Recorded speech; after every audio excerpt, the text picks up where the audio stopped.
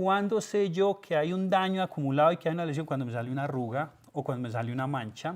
Cuando usted está viendo una arruga, eso quiere decir que esa ciudad, que esa cadena ya no conserva la originalidad y que hay una lesión en el sistema de reparo. Entonces, entre los 20 y los 40 años, lo que hay es una acumulación de daños que son muy notorios o que empiezan a ser notorios a los 40 años.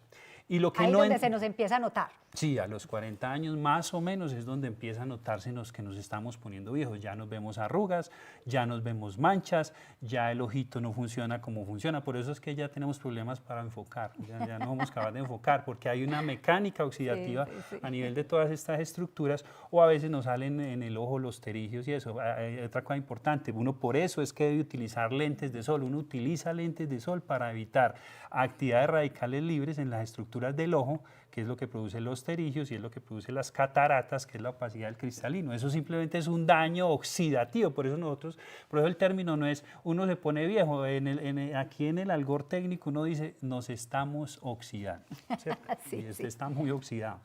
Entonces uno por eso debe utilizar lentes de sol y por eso debe utilizar bloqueador solar para bloquear actividad de radicales libres producido por la radiación solar en la piel. Y por eso es que a uno le salen manchas. Pero la mancha no es un reflejo, la mancha es mal entendida. Cuando uno se ve una mancha, la mancha es un mecanismo de defensa adicional que está utilizando el organismo y es que cuando ve que su cadena está tan bombardeada por radicales libres, dice, pues yo no tengo de otra y no colocar un techo.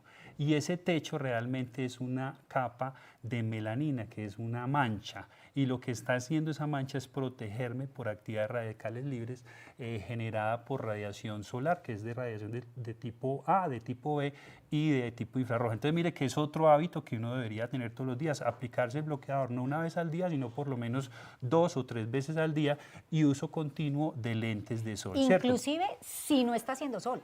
Así. Porque la Inclusive radiación, si no, lo que yo no estoy estamos viendo es expuestos directamente al sol.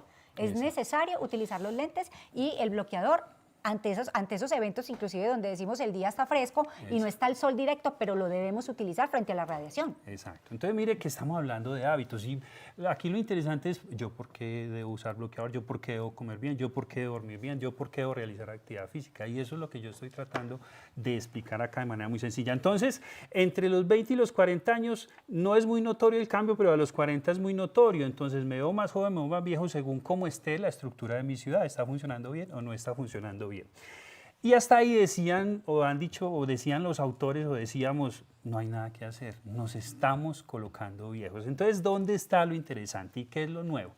Lo nuevo es que dijeron, venga, sabemos que hay un coordinador del sistema de reparo del sistema de reparo celular, es un encargado de coordinar todo el trabajo para volver a reconstruir esa ciudad. Sabemos cómo se llama sirtuina y empezamos a decir, ¿qué pasó a los 40 con la sirtuina? Porque ella no está haciendo el trabajo que venía haciendo tan bien. Y llegamos a pensar que la sirtuina per se estaba mala, se dañó la proteína, entonces decíamos, no hay nada que hacer, pero ahí es donde viene la sorpresa, y es la razón por la que estoy aquí conversando. Cuando alguien dice, no, es que envejecer es una enfermedad, no es algo, es evitable. Y yo dije, venga, yo trato de entender este concepto porque era un concepto que no había entendido y entiendo que lo que pasa es, nos dicen, es que la sirtuina, ese comandante en jefe de ese sistema de reconstrucción no está malo, él está bueno.